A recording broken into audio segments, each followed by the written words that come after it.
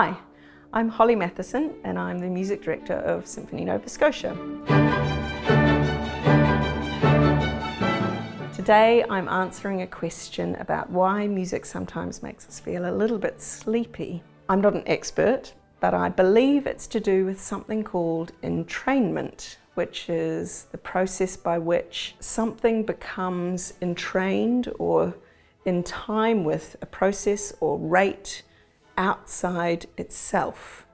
So it happens a lot in nature, and we can observe it, for instance, if you see an experiment where someone sets a whole lot of pendulums going separately, eventually they will end up swinging in perfect unison together. That's entrainment.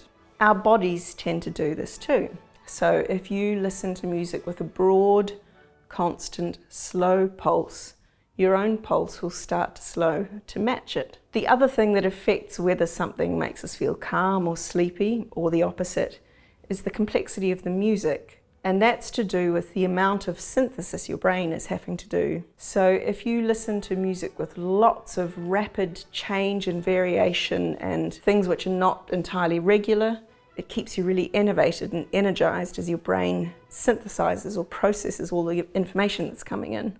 Sort of like if you send an email with a really complex attachment, it uses up more data to be able to process and get all the information through. Your brain's the same when you're listening to music. So if you listen to something which has a very linear, small contour melody or harmony, the chords underneath that don't change much and are very calm and stay very close to each other in terms of their relationships, there's less for your brain to process, so it keeps you much calmer.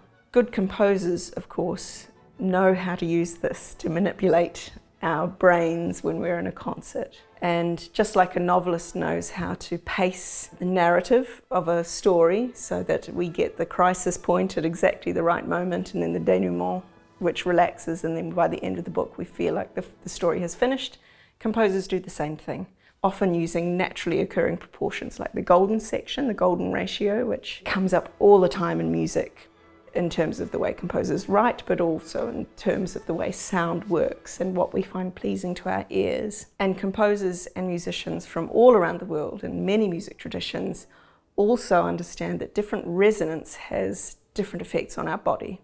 So a very bright sound like a piccolo will keep you very alert and bright and wide awake.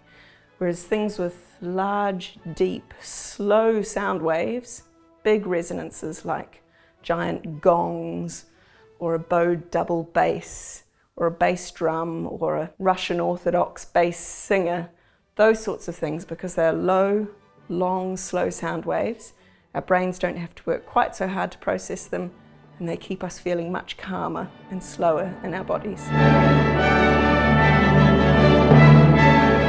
So next time you find yourself drifting off in a concert, don't berate yourself. It's a good thing. It means the composer has reached into your brain and expertly massaged you into a state of trance.